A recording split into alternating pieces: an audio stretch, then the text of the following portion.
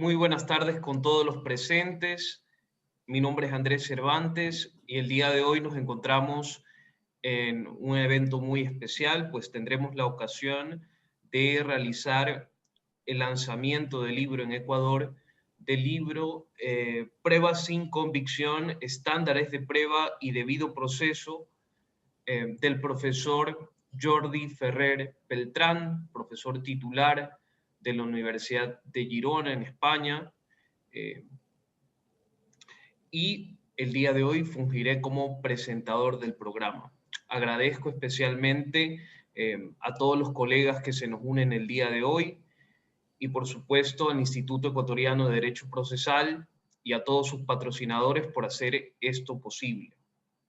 Como primer punto del programa, le voy a ceder la palabra al doctor Milton Velázquez Díaz, que es miembro de número del Instituto Ecuatoriano de Derecho Procesal y además juez de la Corte Nacional de Justicia, que tendrá la palabra por 5 minutos para darnos una bienvenida al programa. Así que, Milton, la palabra es toda tuya. Muchísimas gracias, Andrés. Quisiera confirmar si me están escuchando, si me pueden ver y escuchar. Perfecto, veo esas caras que asienten, quiere decir que sí. Bueno, pues muy buenas tardes a todos. Buena tarde a tots i totes en aquest dissabte, a l'hora inconstitucional tan coneguda per al nostre públic que setmana a setmana ens segueix a los processalistes. Avui és un dia molt especial per a l'Institut de Dret Processal, a l'Institut Equatorià de Dret Processal, especialment perquè rebem la visita d'un emblema del dret processal dels nostres temps. El doctor Jordi Ferrer Beltrán, professor titular a la Universitat de Girona, ha enfocat la seva recerca a la interdisciplinarietat, que connecta la filosofia del dret amb el dret processal. Primerament volem agrair a tots els membres i amics, especialment al Juan Carlos, que han fet això possible.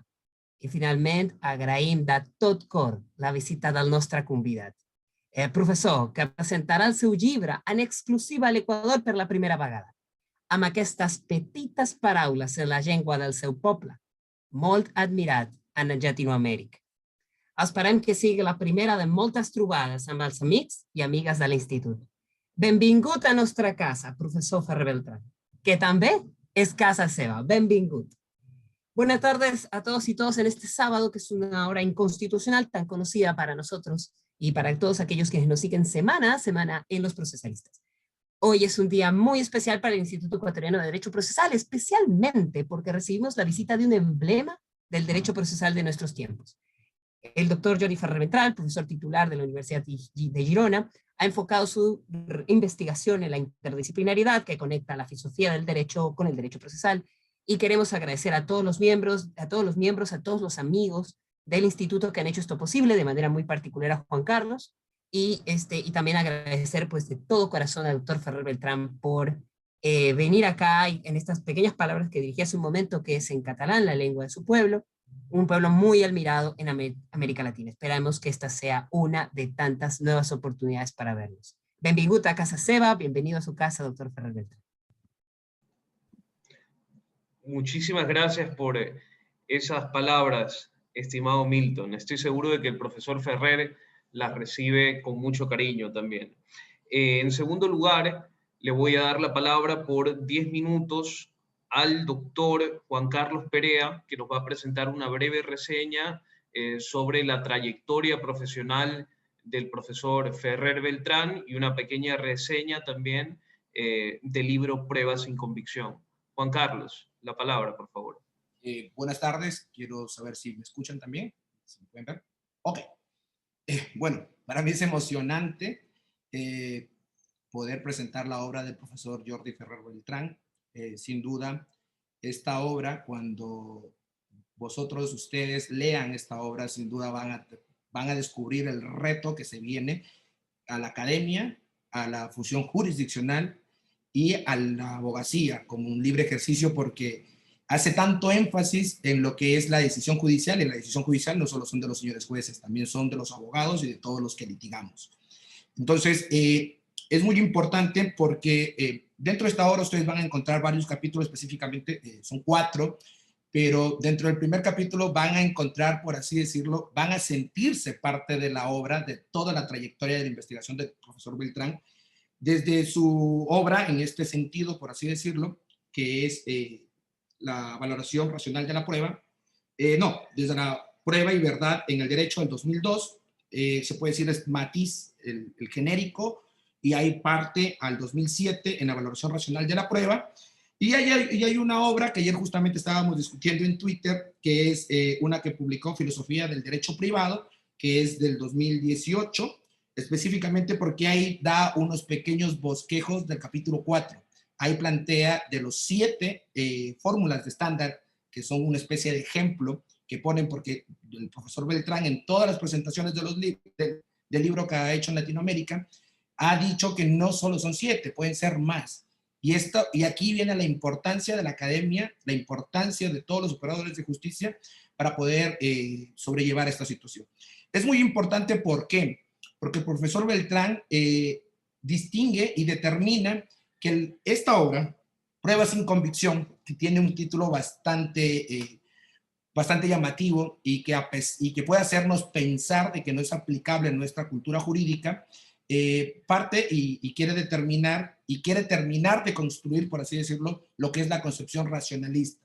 Porque no tenemos nada, o sea, no podemos decir que tenemos una concepción racionalista si solo lo hacemos con esta valoración de la prueba, porque de nada sirve aplicar todos los postulados de la valoración racional de la prueba si al momento de saber en decidir si es que se ha aprobado o no se ha aprobado tal hecho en cualquier ámbito del derecho, sea penal, sea civil, sea laboral, sea niñez, no tenemos un estándar objetivo. Porque prácticamente dejar a los juzgadores es que cada decisión sea diferente. Nosotros en Ecuador, por ejemplo, en materia penal, tenemos, profesor Beltrán, para ver si cuando usted intervenga puede tocar estos tópicos. En materia penal tenemos el procedimiento expedito, que es contravenciones, pero el procedimiento expedito tiene 2 momentos procesales diferentes, que es cuando te cogen en flagrancia, te prenden en flagrancia, 24 horas y te juzgan. También puede ser dentro de un proceso mediante denuncia. Después viene el procedimiento directo, que es una flagrancia y que en 10 días te juzgan. También viene el procedimiento abreviado y viene el procedimiento ordinario, se puede decir, donde están los delitos más graves, que eso pasa a un tribunal aproximadamente después de 4 o 5 meses, depende de la carga laboral que tenga el tribunal. Y es muy importante esta obra porque el profesor Beltrán determina que no hay un solo estándar de prueba, que depende de los momentos procesales y depende en sí los bienes jurídicos o la decisión en la que se va a tomar. No es lo mismo, y ratifica, y cito aquí al profesor, al magistrado José Luis Ramírez, en donde dice que si bien es cierto, los señores jueces deciden en un procedimiento expedito, en un procedimiento directo y en un procedimiento ordinario, aplicando el estándar que se lo ha entendido como un estándar subjetivo, más allá de toda duda razonable, pero la distribución del riesgo de error es totalmente diferente. No podemos aplicar la misma distribución del riesgo de error en los procedimientos ordinarios, en donde las penas son altas, en donde los delitos son graves, por así decirlo, a un procedimiento expedito, a un procedimiento directo. Y es allí la importancia de la obra que conmina a que se traslade a la Asamblea y que sea regulada mediante una ley. He aquí la discrepancia que se ha tenido en todas las presentaciones del libro, que como Mariana Gascón dice que no es necesario, el doctor magistrado, un juez de Barcelona, dice que debería empezarse primero por parte de los jueces a hacer suyos los ejemplos que ha dado el profesor Beltrán y a través de sus resoluciones judiciales tratar de hacer genérico estas nuevas concepciones, estos nuevos términos, para que se haga un poco común y podamos tratar todos con este sentido. La importancia de la obra, de que habla de pruebas sin convicción, porque a mi entender, es que quiere apartarse de los subjetivismos o de las creencias que los juzgadores pueden tener y que siempre van a tener al momento de decidir. Aquí lo que trata es de que nos alejemos de eso y que utilicemos no solo al momento de valorar todas las reglas epistémicas que se utilizan, sino inclusive es un análisis de todo el proceso. La importancia en que cuando ustedes lean, en que debe haber mucho elemento probatorio al momento de decidir, esa importancia radica que Fiscalía, en materia penal o en materia no penal, el actor de la demanda procure tener todos los elementos probatorios para llevarlo al juzgador, porque depende de eso una decisión que tenga que el nivel de riesgo de error se disminuya en la valoración, desde la presentación de la prueba hasta la valoración, pero la distribución ya es la aplicación del estándar. Considero que esta obra es muy importante. Bien, veo aquí internamente en Zoom a muchos académicos, a señores jueces, un gusto a quienes han sido mis profesores de la Universidad Central, y considero de que es momento de que ustedes desde la academia y desde el ejercicio profesional procuremos utilizar toda esta ciencia que el doctor Jordi Ferrer lo ha investigado a lo largo de los años. Para escribir este último libro ha pasado aproximadamente, lo ha venido construyendo desde el 2002, se puede decir 20 años en construcción de lo que tenemos ahora como es pruebas sin convicción, estándar de pruebas y debido proceso. Para terminar, esto es muy importante, ¿por qué? Porque el profesor Ferrer dice que al tener una decisión judicial sin convicción judicial, con estándar de pruebas objetivos, vamos a salvar lo que es, vamos a procurar maximizar o garantizar lo que es la motivación, porque deben motivarse, deben demostrar cómo llegaron a aprobar y por qué se dice que se ha aprobado el hecho que está en cuestión. Y que esto da seguridad jurídica, y para los abogados en libre ejercicio, tener estándares objetivos nos permite prever una resolución y así tomar decisiones, sí, negociar antes en procedimiento abreviado en materia penal, si llegamos a una conciliación en materia civil, y de esta forma tener una mayor seguridad. Esto es lo que les puedo decir de la obra, y ustedes tienen en su mano, pueden leerla y pueden sacar sus conclusiones. Muy amable, gracias. Muchísimas gracias, Juan Carlos Perea, por tus ilustrativas palabras. Y creo que demuestra muy bien que el profesor Jordi Ferrer escapa un poco de esa común objeción que se le hace a los académicos, que viven en una torre de marfil, un poco alejados de los problemas de la práctica jurídica. Creo que esa objeción no le es aplicable a él, porque si bien es un libro que tiene un background teórico, un desarrollo conceptual, analítico muy potente, es cierto que termina aterrizando todas las cuestiones a cuestiones de la práctica jurídica diaria, inclusive dando directrices al Poder Legislativo, al Poder Judicial y a la propia práctica de la abogacía. Así que son muy pertinentes tus comentarios, Juan Carlos. En tercer lugar, me permito cederle la palabra a nuestro invitado de honor, alrededor de unos 30, 40 minutos, para que nos resalte aquellos aspectos más salientes de su obra. Profesor Ferrer, la palabra es toda suya. Bueno, muchísimas gracias. Es un gusto estar hoy en Ecuador, estar hoy acompañándoles, estar presentando este libro en el programa de los procesalistas y hacerlo con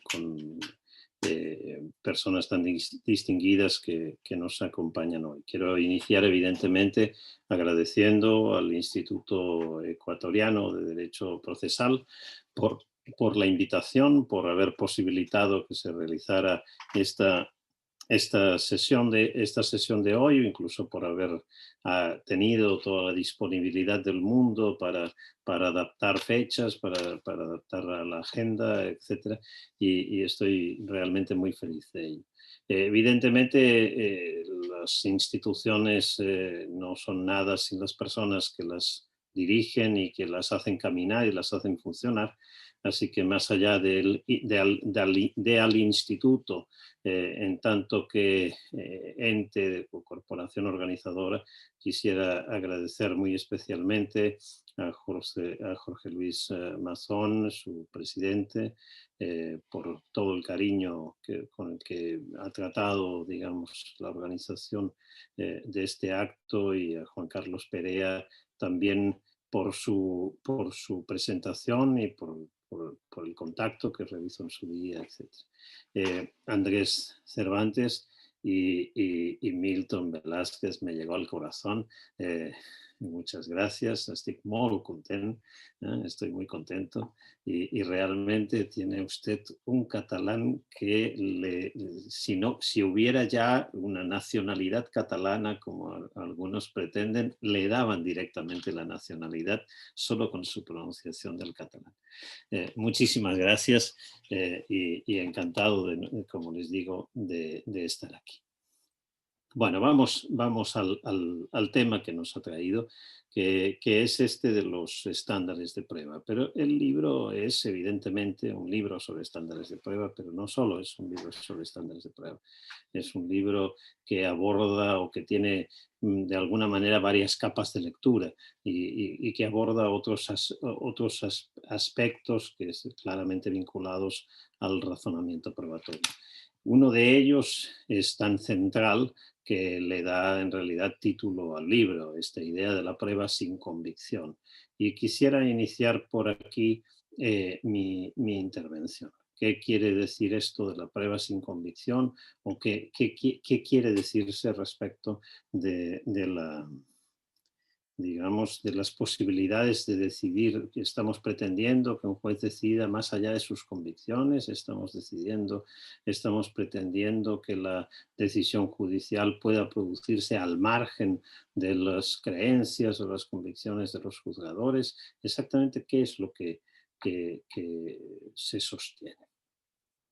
Yo se lo quisiera plantear en otros términos. Alguna vez lo he planteado ya así y por cierto, probablemente haya personas que han escuchado otras presentaciones o otras también de mis conferencias y bueno, por ahí en ese caso me repito. Pero por citar al malogrado desaparecido por culpa del COVID, Eugenio Buligin, mejor es repetirse que contradecirse.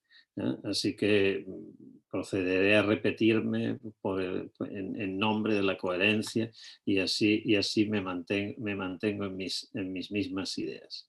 Bueno, supongamos que en un proceso de responsabilidad civil por responsabilidad médica tenemos a un demandado, un médico demandado, respecto del que se sostiene que en la labor diagnóstica que realizó respecto del paciente que hoy es actor, se cometió un grave error en ese diagnóstico. Las pruebas, según se sostiene, las pruebas que estaban a disposición del médico en ese momento ya indicaban que la enfermedad que sufría el paciente era otra, no aquella diagnosticada. El error fue grave finalmente porque el diagnóstico conllevó que se siguiera un tratamiento que en realidad acabó siendo contraproducente respecto de la enfermedad que efectivamente tenía el paciente. Es decir, el tratamiento dado por la enfermedad equivocada produjo un mayor agravamiento de la enfermedad real del paciente. Y a razón de todo esto, el paciente finalmente acaba demandando al médico. ¿Qué le imputamos al médico? Le imputamos el error en el diagnóstico. Es decir, que su decisión fue errónea.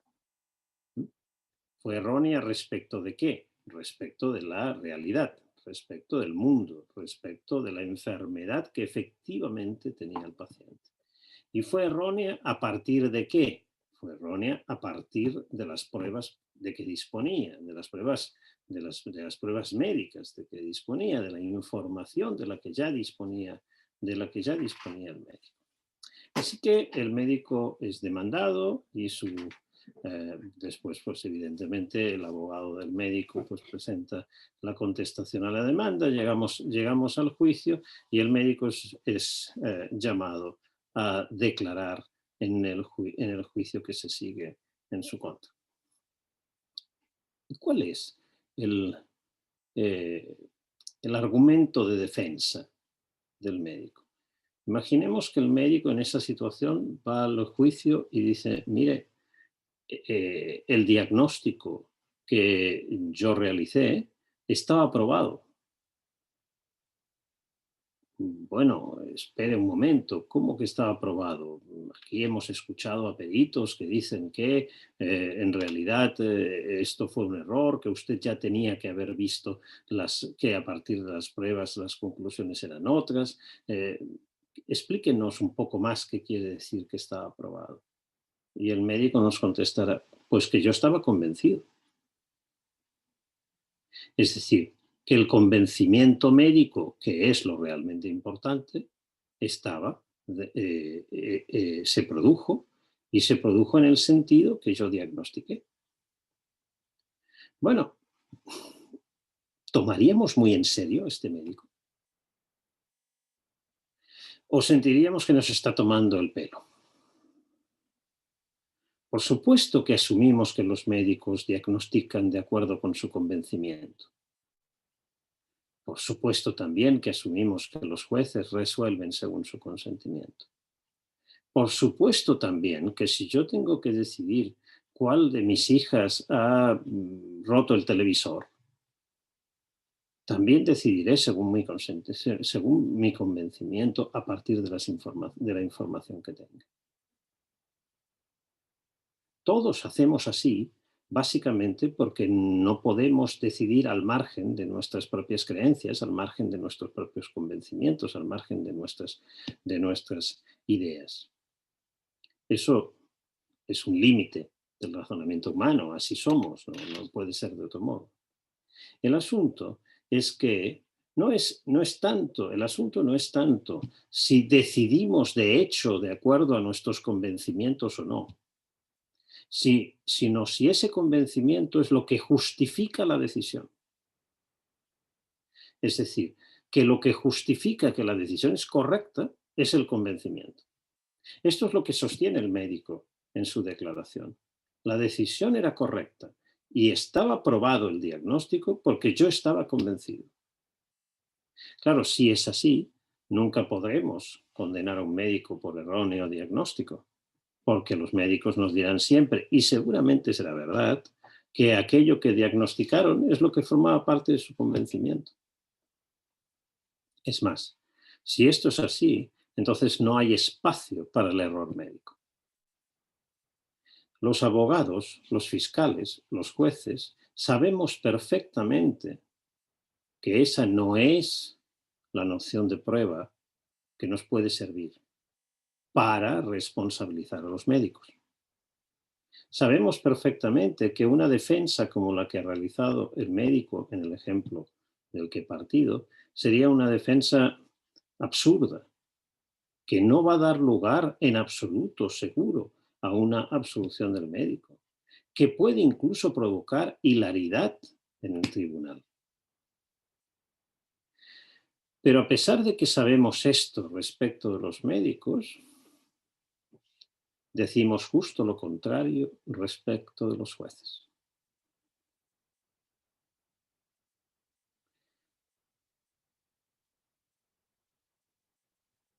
Déjenme que les dé dos ejemplos. En el fundamento de su voto particular, de su voto razonado, en el caso Caguas Fernández contra Honduras, el juez Sergio García Ramírez de la Corte Interamericana de Derechos Humanos, en ese momento juez de la Corte en el año 2009, decía lo siguiente: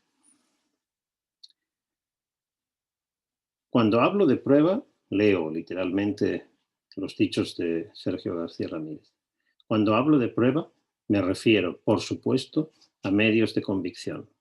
Y empleo deliberadamente esta palabra, convicción, medios de convicción suficientes para persuadir al juzgador que emite una condena. Prueba suficiente. Desde luego, la convicción es estrictamente personal. Reconozco que cada quien puede llegar a sus propias conclusiones con absoluta probidad intelectual y serenidad de conciencia, y que éstas merecen respeto y consideración, no menores a las que pudieran recibir las conclusiones de signo contrario. Fíjense, prueba, cuando hablo de prueba me refiero a medios de convicción. Convicción. y deben ser medios de convicción suficientes para producir el convencimiento del juez. Y ese convencimiento es estrictamente personal. De tal manera que evidentemente otro juez puede tener un convencimiento distinto y tan respetable es uno como el otro. Déjenme que ahora les acompañe una cita de una sentencia del Tribunal Constitucional Español. Decía el Tribunal Constitucional Español allá por el año 83, y aunque ha llovido mucho desde entonces, sigue refiriéndose a esa sentencia todavía como un leading case en materia de presunción de inocencia. Decía entonces el Tribunal Constitucional. Era un caso en el cual se juzgaba un pequeño tráfico de drogas. Un chico, un joven, estaba acusado de ese pequeño tráfico de drogas y el juez de primera instancia consideró que con las pruebas que se habían presentado no había corroboración suficiente para condenarle, para derrotar la presunción de inocencia, de manera que le absolvió. El caso fue recurrido, la sentencia fue recurrida por la Fiscalía y el Tribunal de Apelación, con las mismas pruebas, consideró en cambio que sí eran suficientes esas pruebas y condenó, anulando la sentencia de primera instancia. Recurrió entonces la defensa y llegando al Tribunal Constitucional en recurso de amparo, alegó la violación de la presunción de inocencia. ¿Por qué? Porque se habría condenado a su defendido a pesar de que no había prueba suficiente para derrotar la presunción de inocencia. ¿Y qué nos dice el Tribunal Constitucional? Pues miren, dice esto. Leo otra vez, en este caso, la sentencia del Tribunal Constitucional Español. Conviene señalar aquí que el razonamiento del juez de Noya, Noya era la ciudad en la que se realizó el enjuiciamiento en primera instancia, contenido en el considerando primero de su sentencia, es impecable desde el punto de vista constitucional. Esto es bajo el enfoque del artículo 24.2 de la Constitución española, que es el que reconoce la presunción de inocencia. Pues si a él, al juez, bajo el sistema de libre apreciación de la prueba del artículo 741 de la Ley de Enjuiciamiento Criminal, las pruebas practicadas no le convencieron de la culpabilidad del encartado, actuó perfectamente al absolverlo. Porque bajo el imperativo del artículo 24.2 es evidente que nadie puede ser condenado solo porque existen indicios que apunten hacia su posible participación en los hechos delictivos. Sucede, sin embargo, que si con los mismos elementos probatorios otro tribunal, el de apelación, apreciando según su conciencia las pruebas practicadas en el juicio, llega a un resultado contrario y en este caso al convencimiento razonable de la culpabilidad del antes absuelto, no por ello puede afirmarse violación alguna contra la presunción de inocencia, siempre que las pruebas practicadas en el juicio sean las que le proporcionen fundamento para su convicción. Así las cosas, no puede hablarse de vulneración de la presunción de inocencia, sino de una discrepancia en la valoración de la prueba hecha por dos órganos judiciales igualmente libres para valorar en conciencia, con el resultado de que entre ambas valoraciones ha de imponerse la del Tribunal de Apelación. O en otros términos, ambas decisiones, con las mismas pruebas, una decisión de absolución y una decisión de condena, con las mismas pruebas, son impecables constitucionalmente, ambas decisiones son correctas y se impone una de ellas simplemente porque el Tribunal de Apelación manda más. Es jerárquicamente superior. Si le decimos a nuestros ciudadanos que la presunción de inocencia se respeta, tanto si se le condena como si se le absuelve con las mismas pruebas, porque lo único que importa es el convencimiento del juzgador, estamos diciéndole al ciudadano que en realidad la presunción de inocencia como regla de juicio acaba convirtiéndose en un derecho de papel mojado. Pero para evitar esas consecuencias, debemos abandonar de una vez por todas la concepción persuasiva de la prueba. Concepción persuasiva de la prueba que asume el Tribunal Constitucional Español en la sentencia que acabo de leer y que asume también en su voto razonado el magistrado de la Corte Interamericana, Sergio García Ramírez, ex magistrado ahora, magistrado entonces. ¿Qué es lo que sucede entonces? Lo que sucede es que el elemento de la convicción, entendido como definitorio del hecho probado, hace que, tan correcta sea una decisión como otra, si esa decisión es fruto de la convicción del que decide. Justo lo que sostenía el médico en mi ejemplo.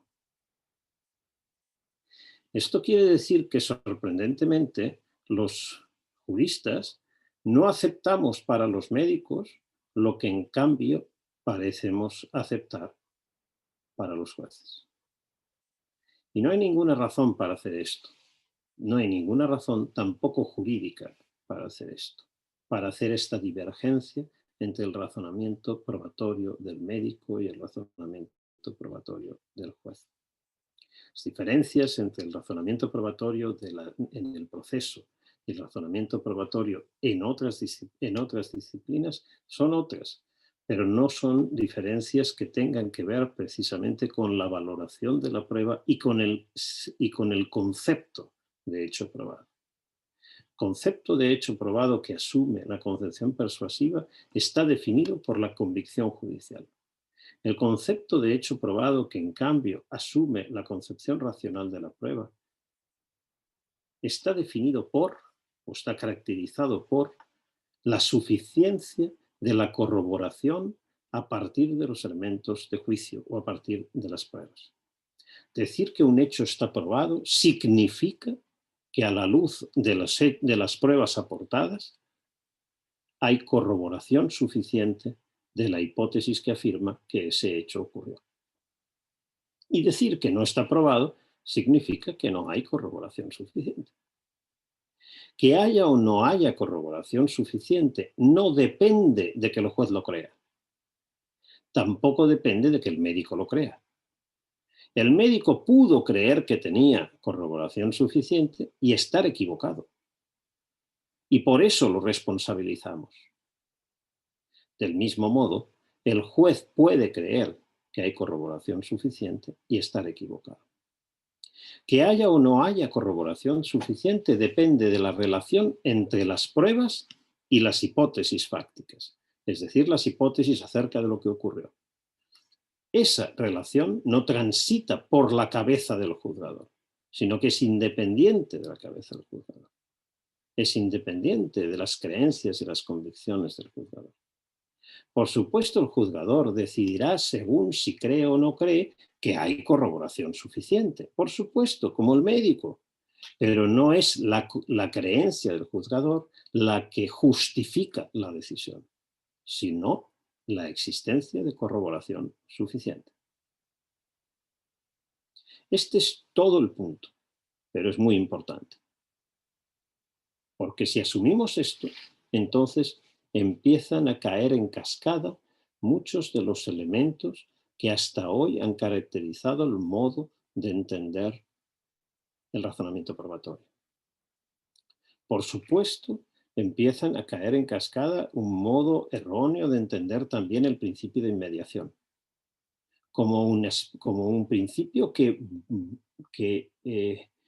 bloquea la capacidad de control de las decisiones probatorias por parte de tribunales superiores, que no han estado presentes en la práctica de la prueba. ¿Por qué se entiende que la inmediación precisamente sirve para posibilitar que el juzgador forme su convencimiento? Y siendo así, nadie más que aquel que ha estado presente puede interferir en ese convencimiento. De tal manera que se entiende la inmediación como un límite al control. En la concepción racional de la prueba, en cambio, la inmediación no se entiende como un límite al control, sino que se entiende como una exigencia para evitar intermediarios que introducen errores en el proceso. Cuantos más intermediarios tenemos, como en el juego del teléfono descompuesto, cuantos más intermediarios, más posibilidades de error. Y posibilitar también a través del principio de inmediación, la participación del juez, el control del proceso por parte del juez en fase probatoria y la participación del juez en el propio principio de contradicción. Un valor entonces que tiene que ver con la práctica de la prueba, no con la valoración de la prueba. El principio de inmediación para la concepción racional no tiene que ver con la valoración de la prueba, sino con su práctica. Con todo esto se da un paso decisivo para posibilitar el derecho al recurso, para hacer efectivo el derecho al recurso. ¿Qué sentido tiene el derecho al recurso cuando, en materia probatoria, cuando partimos de una concepción, la persuasiva, que no da espacio conceptual al error, donde el solo hecho de que el juzgador estuviera convencido es definitorio de la corrección de la decisión? Si es así, no hay espacio para el error, y si no hay espacio para el error, ¿para qué queremos los recursos? El recurso lo queremos precisamente como instrumento para controlar si la decisión es correcta o no es correcta. Pero ese control presupone que la decisión puede no ser correcta, a pesar de que el juez estuviera convencido. Una concepción de la prueba, una concepción persuasiva de la prueba es incompatible con un sistema integral de recursos que incorpore también la posibilidad del control de la decisión probatoria. Pero fíjense que en cambio, bien ha dicho la Corte Interamericana, que forma parte del debido proceso el derecho al recurso también en materia probatoria. Bueno, pues si forma parte del debido proceso el derecho al recurso también en materia probatoria, entonces, caramba, tenemos que ver cuál de las concepciones de la prueba hace esto posible. Ninguna otra que la concepción racional de la prueba. Lo mismo sucede con otro aspecto más de la concepción persuasiva versus la racional. Concepción persuasiva de la prueba no exige la motivación de las decisiones probatorias. Se puede justificar, motivar la quaestio iuris, las decisiones interpretativas, las decisiones sobre la aplicación del derecho, pero en cambio no se exige la motivación en materia probatoria. Hoy en día todavía uno diría que muchísimas sentencias son escasamente motivadas en materia probatoria. Tantas veces se confunde motivar con escribir mucho. Y pensar que se motiva mucho una sentencia o una decisión cuando se escriben muchas páginas al respecto. Y después de escribir muchas páginas al respecto, no hay un solo argumento que justifique la decisión, con lo cual la decisión no está motivada. A veces, lo que se incorpora a la decisión es un relato de lo sucedido durante el proceso. Un relato donde se cuenta que las partes solicitaron ciertas pruebas, que se practicaron de cierto modo, que los testigos afirmaron ciertas cosas, de todo lo cual permite llegar a la conclusión de estos hechos probados y estos hechos no probados. Pero sin justificar cómo es que permite llegar a esa conclusión, que es precisamente lo que habría que motivar. Para la concepción persuasiva, la motivación no tiene sentido, simplemente porque si se trata de dar la motivación del convencimiento del juez, ese convencimiento es, por un lado, involuntario, no es una cosa que decidimos, nuestras creencias no las decidimos. No podemos decidir nuestras creencias, no podemos ahora decidir que en lugar de escuchando una conferencia de Jordi Ferrer, estamos tumbados en la playa tomándonos un mojito. Eso no lo podemos decidir, no pueden hacer, ninguno de nosotros, pruébenlo, decidan ahora mismo a creer esto, no pueden. No podemos tomar decisiones sobre nuestras creencias son involuntarias, nos sucede. Pero además de esto, nuestra mente es opaca a nosotros mismos. No es fácil explicar por qué hemos llegado a una cierta creencia. A veces incluso decimos cosas como a este testigo, a esta persona, o a este colega, o a este compañero de trabajo, le creo o no le creo, pero no sé por qué, me produce desconfianza, o no sé por qué, es una cuestión de piel, o no sé, bueno, ni siquiera somos capaces de explicar por qué creemos o no creemos las cosas. Por esto no se motiva en la concepción persuasiva. Concepción racional de la prueba, en cambio, exige motivación en términos de justificación. Justificación de la decisión. Ahora no porque se justifique las creencias, sino que se justifique en qué medida las pruebas corroboran la hipótesis y se justifique la suficiencia de esa corroboración.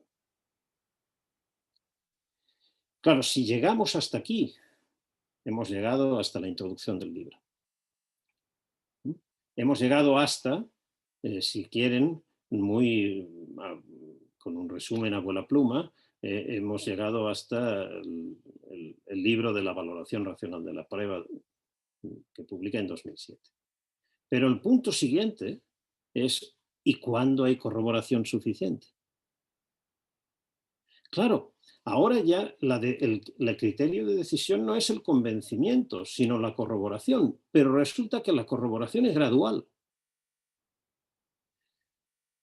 Porque ninguna disciplina científica, y tampoco testigos, y tampoco grabaciones, y tampoco nada de nada de nada, puede justificar certezas racionales respecto de los hechos.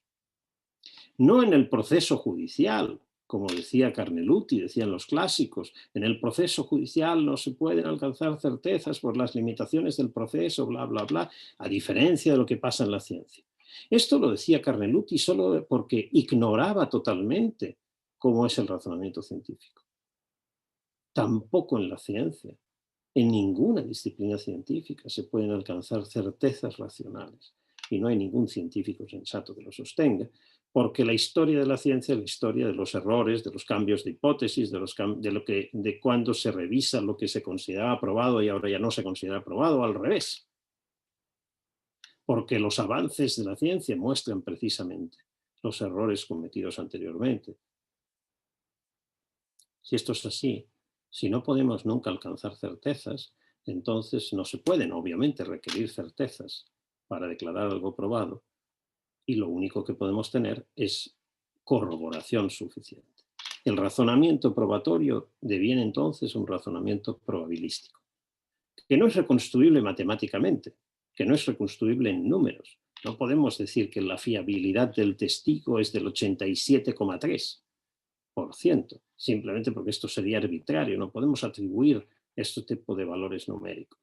Pero que no sea matemática no quiere decir que no sea probabilístico el razonamiento. Es probabilístico en la medida en que es de corroboración gradual, más o menos corroborada. Cualquier hipótesis es como acaba estando a partir de las pruebas en el proceso.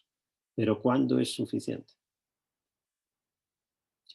La pregunta por la suficiencia probatoria es la pregunta que hubiese evitado la sentencia del Tribunal Constitucional del 83.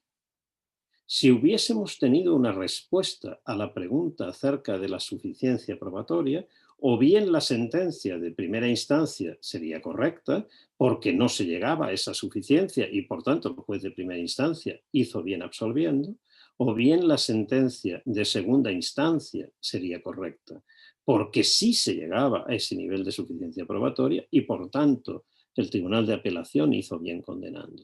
Pero las dos cosas a la vez no son posibles. No es posible que sea correcto tanto absolver como condenar con las mismas pruebas. En mi opinión, desgraciadamente, esa sentencia del Tribunal Constitucional del año 83 constitucionalizó la arbitrariedad. Porque lo que nos viene a decir es que con las mismas pruebas tan correcto es absolver como condenar. No hay razones para hacer una cosa o hacer la otra.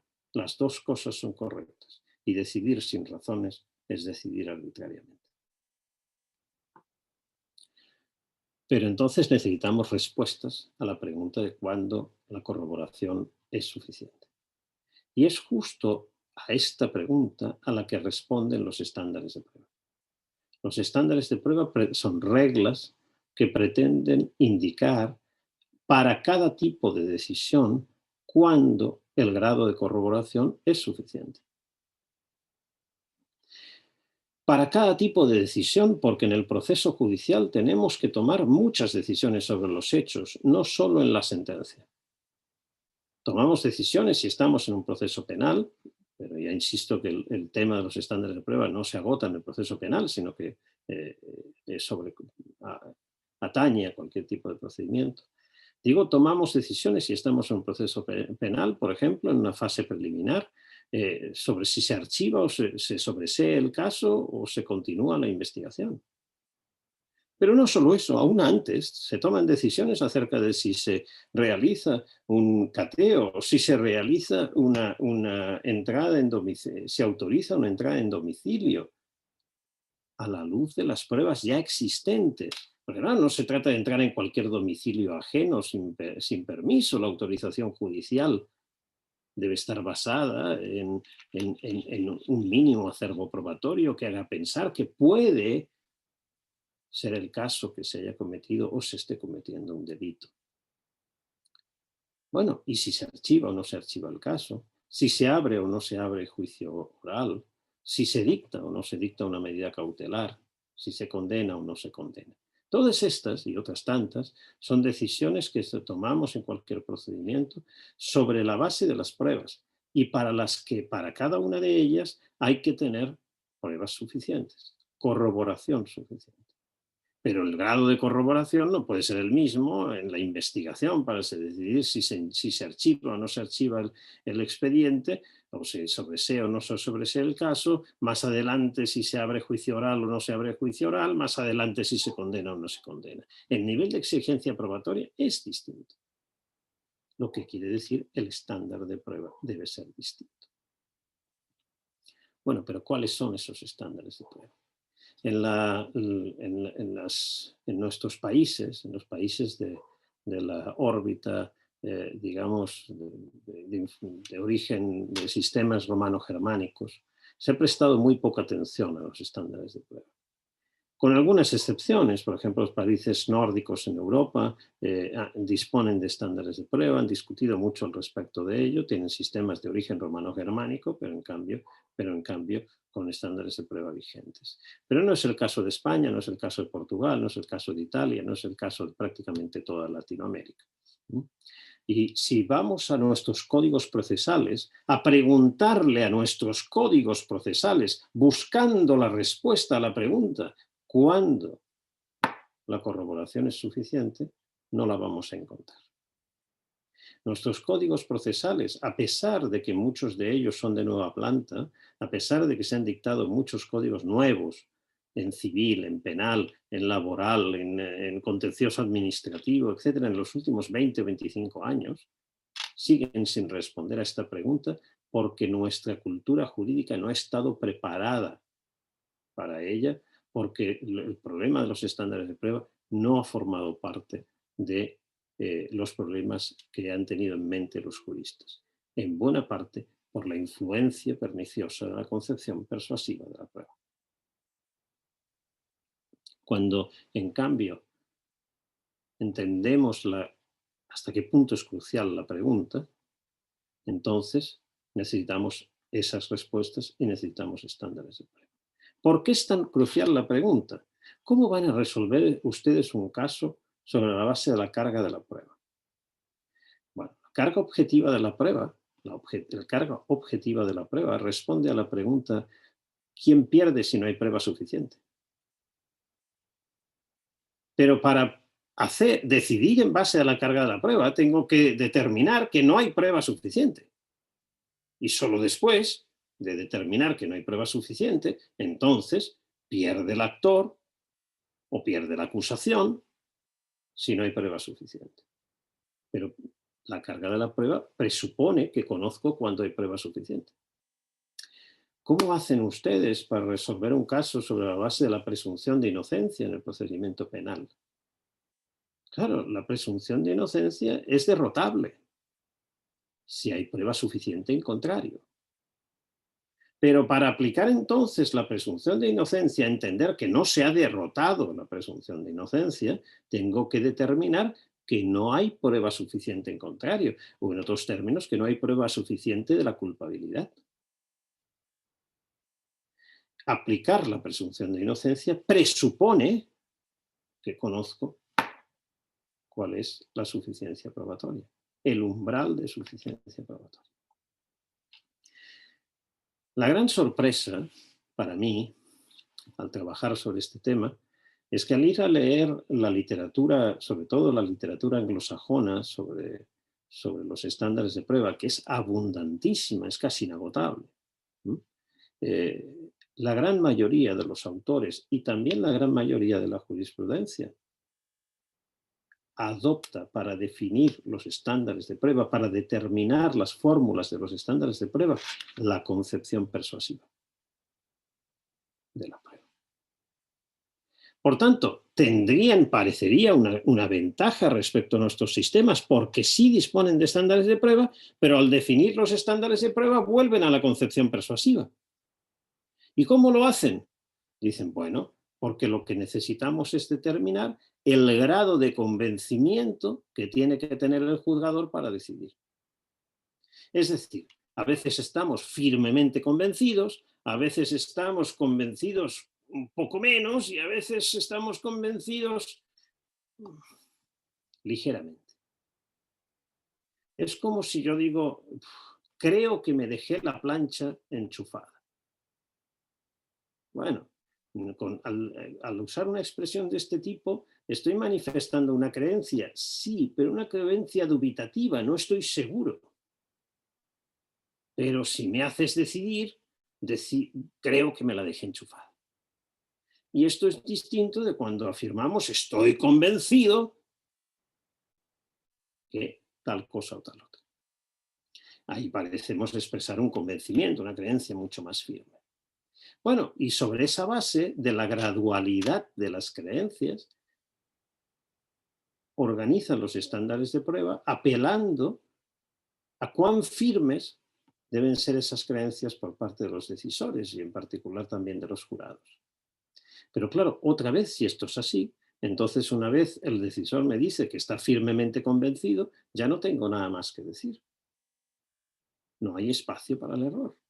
O una vez el decisor me dice que tiene el convencimiento, digamos, más probable que no, o balance de probabilidades o de por preponderancia de la prueba, ya no hay posibilidad de control.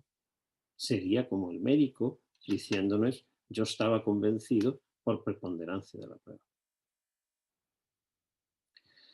Con lo cual esas formulaciones típicamente anglosajones y de la manera en que han sido tratadas por la doctrina anglosajona no son las que nos sirven para dar ese paso hacia la racionalidad que estamos buscando y que es exigido por el debido proceso. Necesitamos formular estándares de prueba a partir de criterios intersubjetivamente controlables. Es decir, de criterios que vayan más allá del decisor. Por supuesto, el decisor es el que decide, pero hay criterios que son intersubjetivamente controlables y hay criterios que no. Si yo tomo decisión para la compra de un auto sobre la base de mi gusto, ¿cuál es el que más me gusta?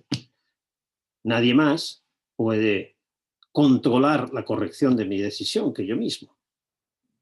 Si yo, en cambio, tomo la decisión sobre la compra de un auto sobre la base de un criterio como cuál es el que consume menos, ese criterio es controlable por cualquier otra persona. Y a pesar de que el decisor soy yo, porque soy el que pago el auto, cualquier otra persona me puede decir que estoy equivocado o que me he equivocado porque el auto que compré no es el que tiene un menor consumo. Necesitamos formular estándares de prueba a partir de criterios que sean intersubjetivamente controlables y que permitan, por tanto, el control no solo por las partes, sino también por parte de tribunales superiores en la corrección de su aplicación. Necesitamos también, y la convicción, el convencimiento, la íntima convicción, la certeza moral, evidentemente son elementos subjetivos que no nos sirven para esto. Necesitamos también estándares de prueba que que cumplan su función, es decir, determinar el umbral de suficiencia probatoria. ¿Cuál es el nivel de exigencia? Y no cumplen esa función las apelaciones que se hacen en muchísimas de nuestras leyes procesales a las leyes de la ciencia, a las leyes de la lógica o al razonamiento inductivo. No lo cumplen porque las leyes de la ciencia, las de la lógica, el razonamiento inductivo, evidentemente que hay que cumplirlas, evidentemente, pero tanto para la decisión sobre el archivo, sobre el seguimiento, como para la medida cautelar, como para la decisión sobre abrir juicio, también para el final. En todas ellas hay que cumplir las leyes de la ciencia. No se puede decidir al margen de la ciencia o de las leyes de la lógica, pero el nivel de exigencia probatoria es distinto. Y ni las leyes de la ciencia, ni las de la lógica, ni el razonamiento inductivo me determinan ese umbral. Necesito estándares distintos para cada tipo de decisión y necesito también estándares que estén formulados de acuerdo a una noción de probabilidad inductiva, no matemática. No vale decir el estándar, el nivel de corroboración tiene que ser del 80%, porque esto no nos serviría de nada. Estos son los requisitos metodológicos para formular correctamente un estándar de prueba. A partir de aquí, voy terminando, hay algunos pasos más que dar. ¿Cuáles son estos? Entender cuáles son las funciones que cumple un estándar de prueba. Cumple una función heurística hacia el juzgador, una función de indicarle los criterios que tiene que tener para decidir. Mire, para decidir que está probado un hecho, deben haberse cumplido estos criterios que determinan el umbral de suficiencia probatoria. Y si no se cumplen, entonces hay que entender que no está probado el hecho y, por tanto, le da indicaciones al juzgador. Pero le dan garantías a las partes. Garantías a las partes respecto de su propia estrategia probatoria, respecto de si le conviene o no le conviene aceptar un trato, y respecto de la corrección de la decisión y la posibilidad de impugnarla y justificar el error en la decisión. Pero también, y es muy importante, determinar el umbral de suficiencia probatoria distribuye el riesgo de error entre las partes. Antes dije que no podemos tener nunca certezas acerca de la corrección de una decisión sobre los hechos. Certezas racionales, certezas psicológicas, cada uno tiene las suyas. Pero certezas racionales no podemos tener. Ningún conjunto de elementos de juicio, de pruebas, por rico que sea, permite justificar con certeza una decisión. Por tanto, siempre hay un margen de error. ¿Quién debe cargar con ese margen de error? ¿Cuánto margen de error debe cargar una parte, y cuánto margen de error debe cargar la otra? No vale decir, por ejemplo, para el proceso penal, que el margen de error debe cargar siempre sobre la acusación porque no queremos ningún inocente condenado. Esto no lo podemos decir sensatamente, porque la única manera de estar seguros de no condenar nunca ningún inocente es no condenar nunca a nadie. Porque si nunca se pueden tener certezas racionales acerca de los hechos, basta que condenemos a una persona para que esta condena pueda ser errónea. Por tanto, la cuestión no puede ser zanjada fácilmente diciendo no, ningún margen de error debe cargar sobre las espaldas del imputado, porque esto no es posible. Entonces, ¿cómo repartimos? ¿Cuánto?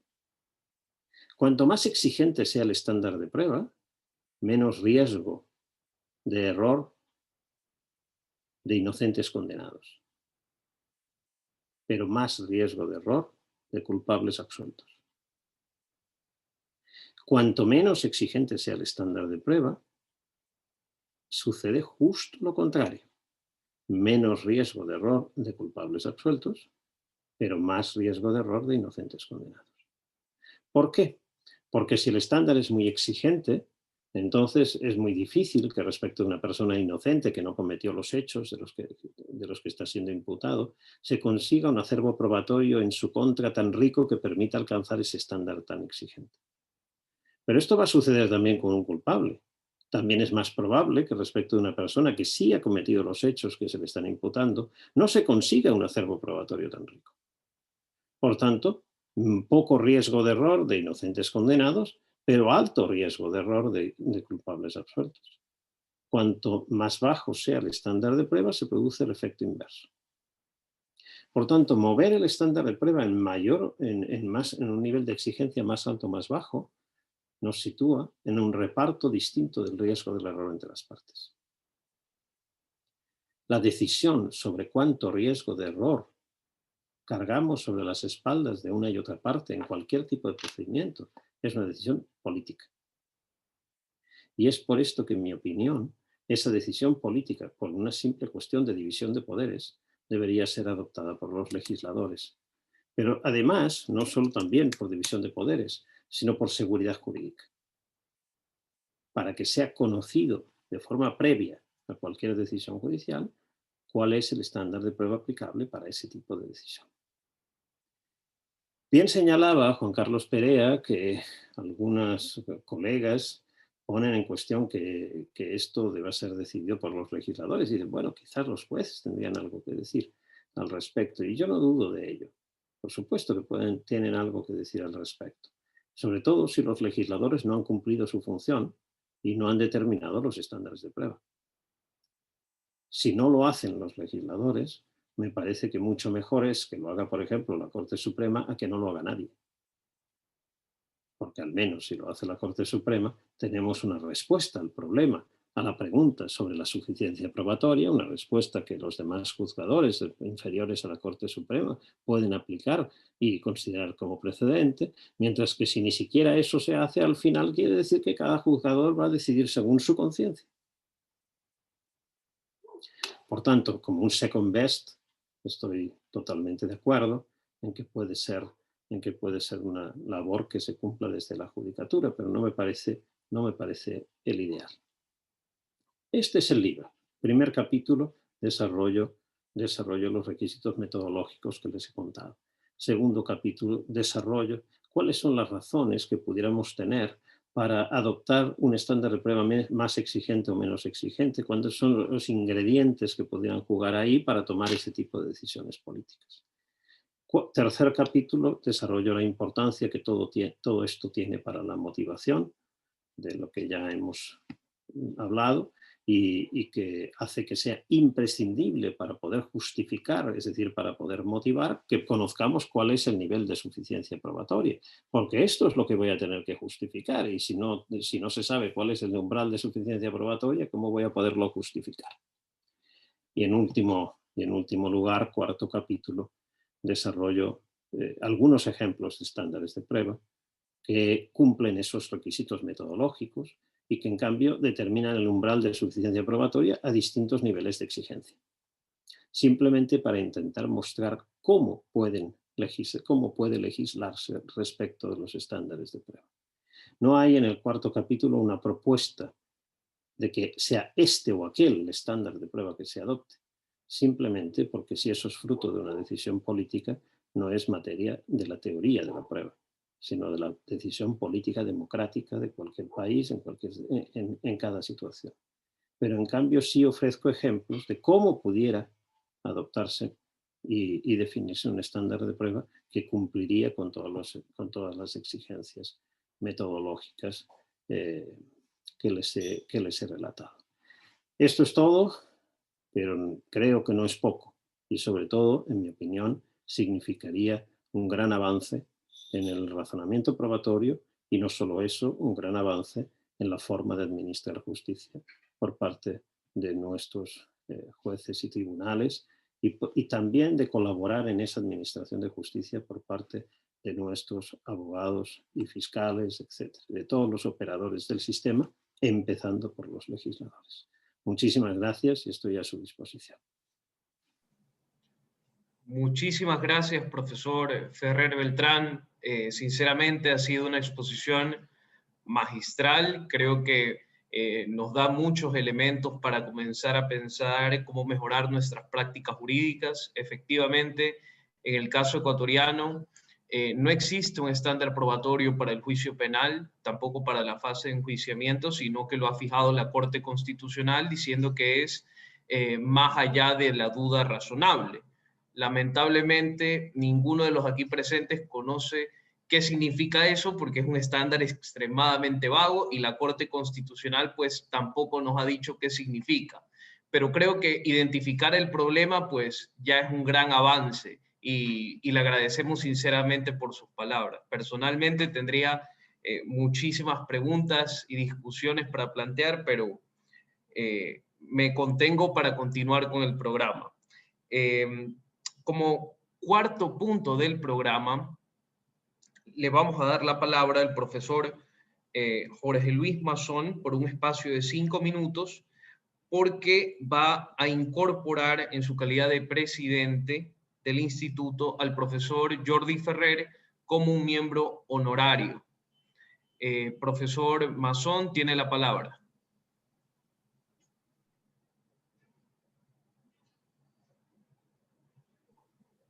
Estás sin micrófono, Jorge, creo. Su micrófono, doctor Mazón.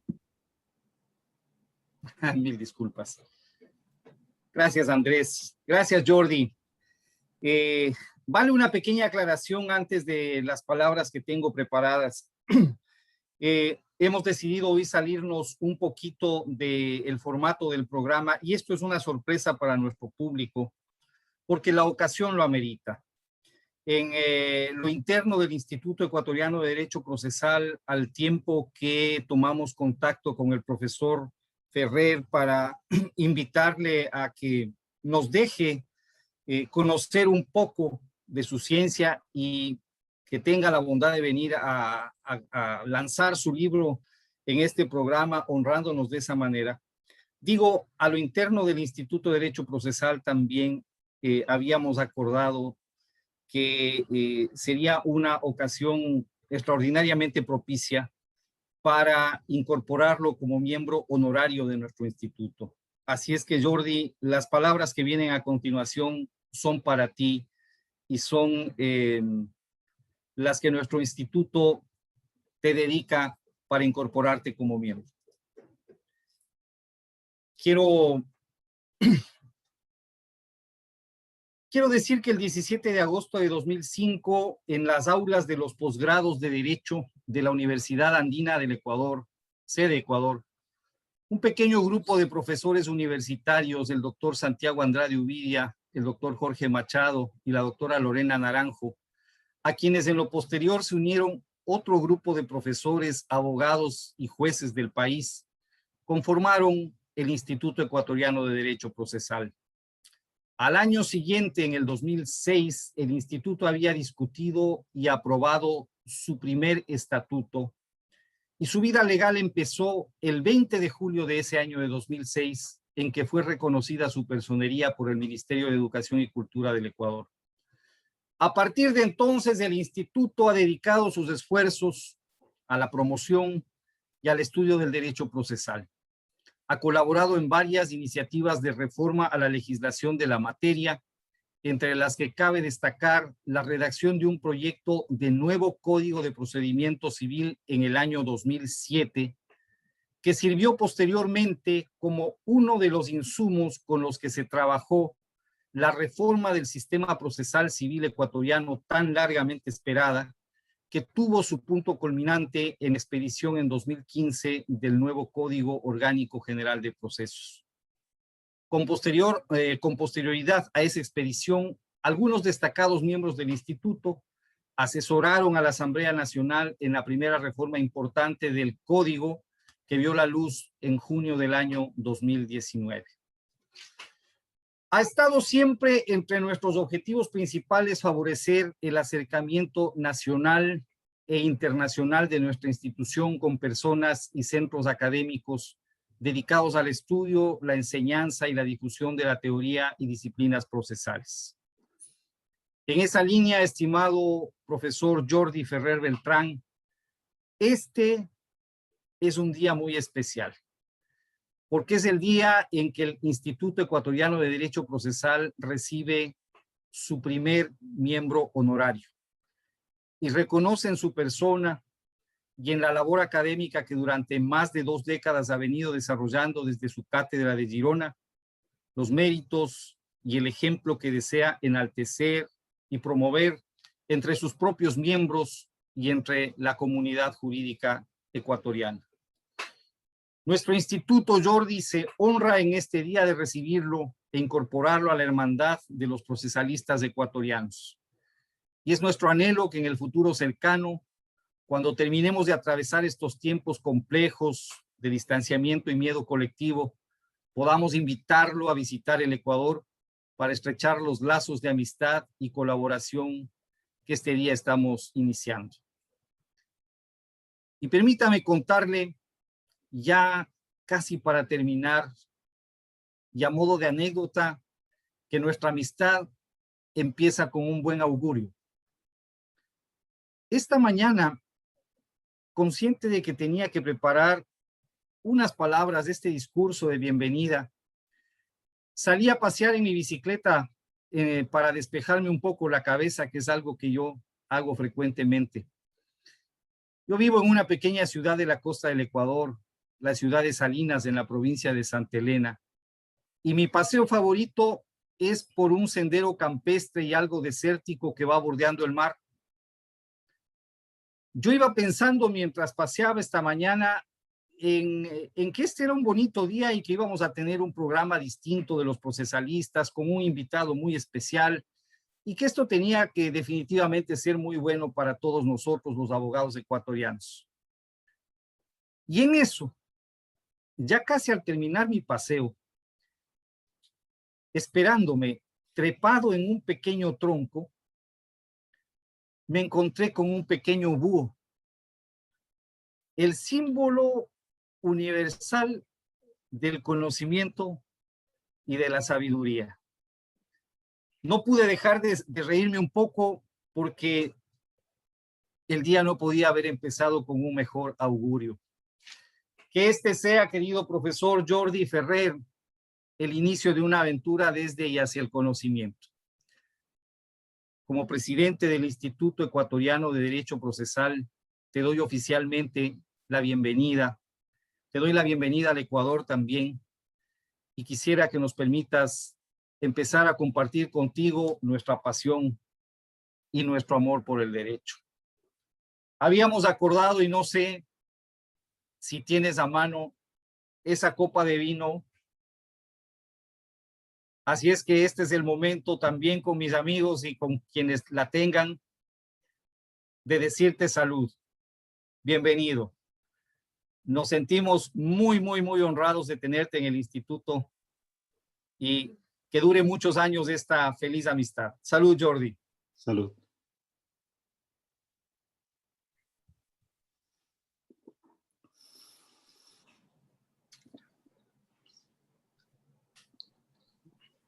Muchísimas gracias. Es realmente un placer y un honor ser admitido como miembro honorario en casa ajena y ser tratado como miembro de la familia. En casa ajena, al menos en dos sentidos. Desde luego, no soy ecuatoriano. Y además no soy procesalista. Soy un filósofo del derecho. Así que, pero un filósofo del derecho que ha creído siempre que la filosofía del derecho debe abordar los problemas del derecho positivo. Es decir, debemos hacer filosofía del derecho procesal, debemos hacer filosofía del derecho constitucional, filosofía del derecho penal, filosofía del derecho administrativo, filosofía del derecho fiscal o financiero. Es decir, no hablar siempre del sexo de los ángeles y hablar de los problemas del derecho positivo, aportando una visión, quizás a un nivel de abstracción un poco mayor, que ayude también a las distintas áreas del derecho. Yo hace 20 y tantos años decidí poner mucha atención en los problemas probatorios y trabajar sistemáticamente en materia de prueba y, por tanto, digamos, en lo que sería la filosofía del derecho procesal, ¿eh? En el área probatoria específicamente. Y esto me ha producido, digamos, un continuo contacto con los compañeros procesalistas, al extremo de que en muchos lugares soy presentado como profesor de Derecho Procesal, corrijo habitualmente porque no lo soy en realidad, pero en realidad también me siento casi como si lo fuera. Por tanto, en actos como el de hoy me hacen sentir ustedes mucho más casi como si lo fuera y me permiten sentirme en casa ajena como si fuera la propia. Se lo agradezco profundamente porque eso creo que ayuda precisamente a borrar esas fronteras artificiales entre distintas perspectivas y precisamente ayuda a trabajar y ver mejor los problemas que tenemos en común. Muchísimas gracias, insisto, es un gran honor para mí ser el primer miembro honorario de su instituto y espero honrar esa condición y poderlo también disfrutar presencialmente en un futuro próximo. Muchísimas gracias por sus palabras, doctor Ferrer. A continuación, voy a dar lectura al diploma de reconocimiento que extiende el Instituto Ecuatoriano de Derecho Procesal para el doctor Ferrer. Dice así: reconocimiento. En la ciudad de Quito, capital de la República del Ecuador, a los 20 días del mes de mayo del año 2021, en reconocimiento a la trayectoria, los indiscutibles méritos académicos y las importantes contribuciones que ha hecho el profesor doctor Jordi Ferrer Beltrán al procesalismo contemporáneo, el Instituto Ecuatoriano de Derecho Procesal se honra en reconocerle como miembro honorario, para que dicha calidad y en virtud de aquellos méritos y contribuciones sea siempre bien recibido y ocupe un sitial de honor en todas las actividades del instituto en que sea su voluntad participar.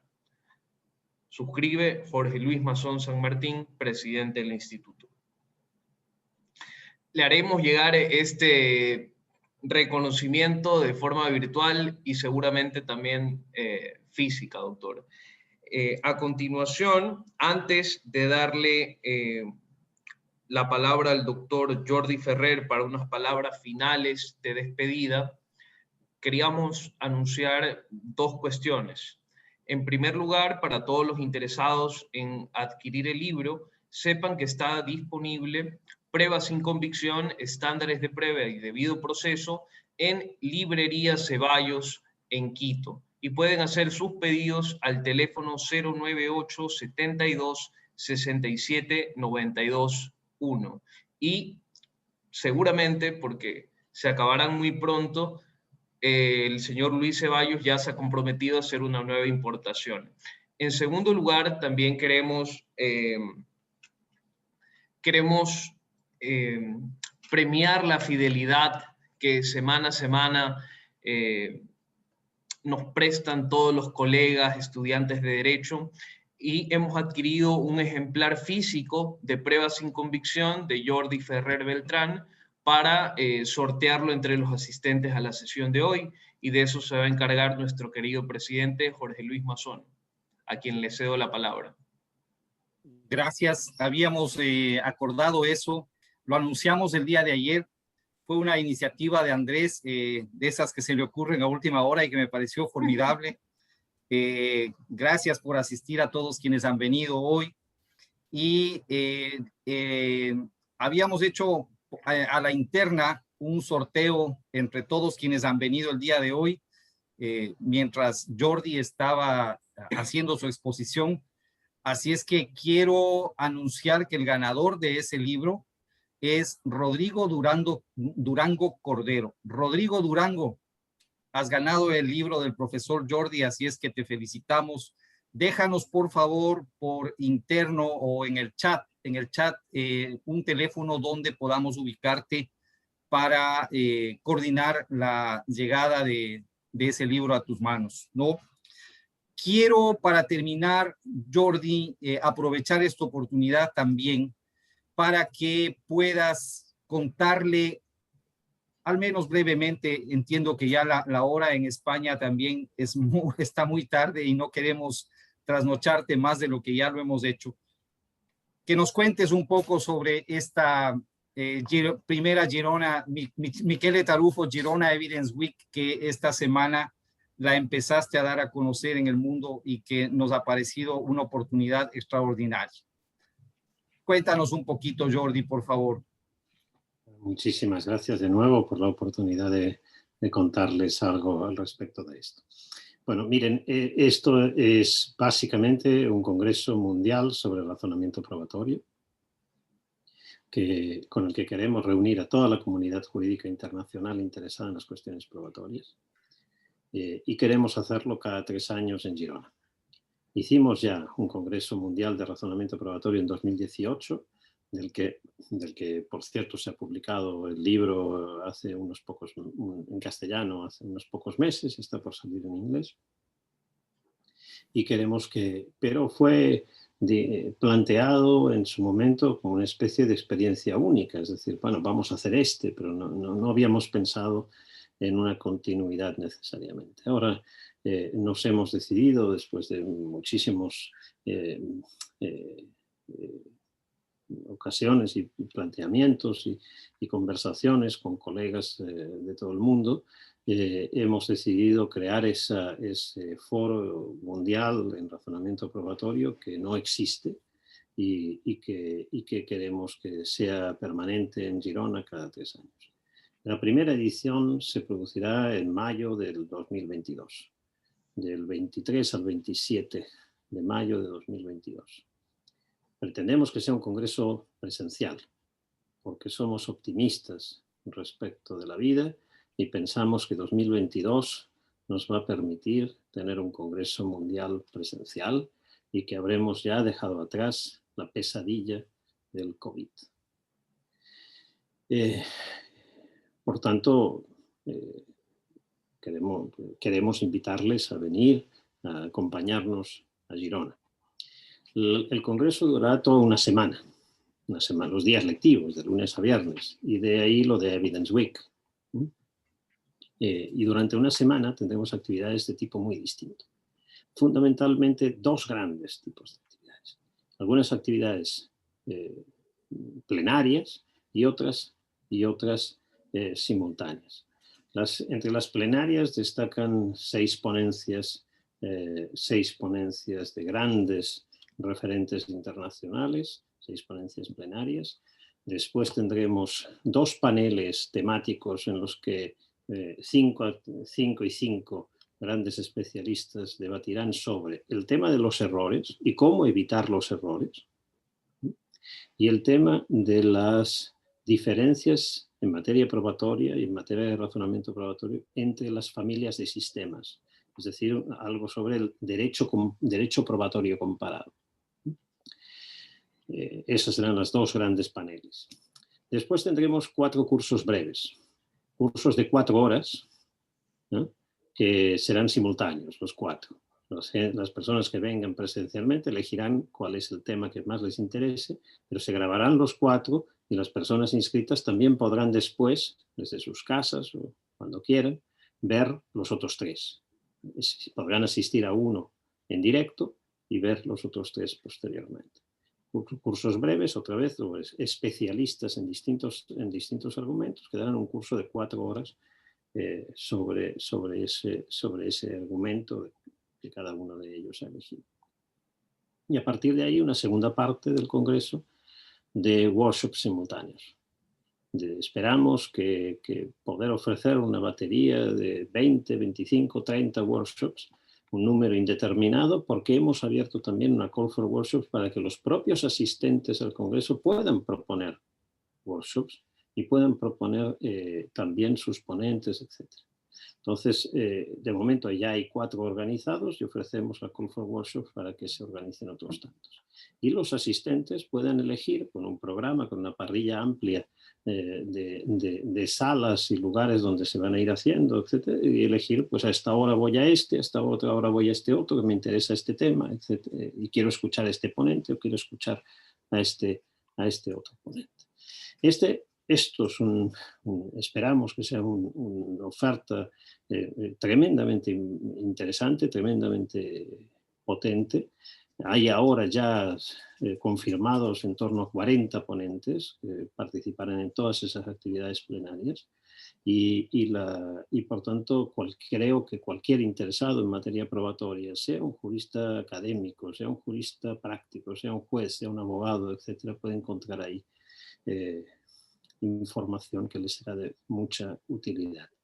Los idiomas oficiales serán el inglés y el castellano con traducción simultánea entre ellos. Por tanto, no va a haber problemas lingüísticos en ningún caso. Y última cosa, esos 4 cursos breves se van a ofrecer también en modalidad virtual. Es decir, quien no pueda viajar a Girona podrá inscribirse a esos 4 cursos breves en la modalidad virtual. Y como esos cursos breves presencialmente se impartirán el miércoles por la mañana en Girona de esa semana, empezarán a transmitirse el miércoles por la tarde a aquellos que se hayan inscrito virtualmente para facilitar la adecuación horaria, digamos. Miércoles por la tarde uno, jueves por la tarde el otro, viernes por la tarde el tercero y sábado por la tarde el cuarto. Pero después podrán acceder los que se hayan inscrito a los 4 en cualquier horario, digamos, y en cualquier día posteriormente también, ¿no? Este es el plan, lo queremos hacer cada 4 años, cada 3 años. Y la última cosa que quisiera decirles es que hemos decidido dedicar la serie de congresos a la memoria del profesor Michele Tarufo, que en realidad yo creo que es el origen de por qué están cambiando cosas, y muchas cosas, muy importantemente, en todos nuestros países. La influencia tan enorme que tuvo su pensamiento y su forma de ser, incluso personal, que transmitió a una cantidad muy grande de juristas en toda Iberoamérica y que tuvo una importancia crucial para la expansión del razonamiento probatorio en nuestros países. Por eso hemos decidido, en honor a Michele Tarufo, darle su nombre a la serie de congresos. Y de ahí, Michele Tarufo Girona Evidence Week. Están todos invitados y la página web es gironaevidenceweek.com. Así que ahí encontrarán toda la información y a partir del 20 de octubre también la opción de la inscripción al Congreso. Muchas gracias de nuevo por darme la oportunidad de explicárselo. Están todos invitados a visitarnos en Girona. Sin duda alguna se trata de un evento de vanguardia y además la excusa perfecta para visitar la bellísima Girona y comer unos calzots. En todo caso, le agradecemos nuevamente, doctor Ferrer Beltrán, por su predisposición, por su charla magistral, por acompañarnos un día sábado, especialmente teniendo en cuenta la hora en España. Y sin más, le agradezco también a todo el público y le doy la palabra al doctor Mazón. Gracias. Me estaba olvidando de algo, perdóname, Andrés. Habíamos acordado que ya cerrábamos. No puedo dejar de agradecer la presencia de algunos distinguidos miembros del instituto el día de hoy. Tenemos buena parte de algunos miembros de número. Gracias a mi querido Álvaro Mejía, a Adán Abad, Osvaldo Santos, Ricardo Hernández, Alfredo Cuadros, Milton Velázquez, Andrés Cervantes, gracias por hacer de secretario ad hoc hoy. Nuestra secretaria oficial tuvo, te cuento, Jordi, un pequeño percance. Se estaba yendo a la playa después de muchos días de encierro y no avanzó a llegar. Me llamó 15 minutos antes del inicio del programa y me dijo, no llego, no me tengo de dónde conectar y estoy en fachas. Así es que a Andresito le tocó ponerse la corbata, pero rapidísimo. Y lo has hecho muy bien. Gracias a la doctora Yolanda Yupangui, presidenta del Colegio de Abogados de Pichincha, que nos ha acompañado hoy. Gracias, Yolanda. El colegio impecable, siempre apoyando a los procesalistas desde el inicio. Agradecerte mucho siempre por ese auspicio y tu compromiso aquí con este programa, con este proyecto, y honrando también esa alianza del colegio con el instituto. También agradecer a algunos colegas jueces, juezas que han venido a la sala. Anita Intriago, te estaba viendo por aquí, mi buena amiga. Gracias por venir también. Jordi, gracias. Espero vernos en Girona en mayo del próximo año. Y por lo pronto, espera que yo creo que para julio este diploma va a llegar a tus manos en vivo y en directo. todavía tengo que hacer un contacto ahí. Muchísimas gracias, de verdad. Tengan un estupendo fin de semana todos, que proceda mejor de lo que empezó, ¿no? y que lo disfruten todos mucho. Ha sido un placer acompañarles. Gracias, gracias para nosotros, Jordi. Un abrazo para todos y estamos cerrando. Gracias, Andrés.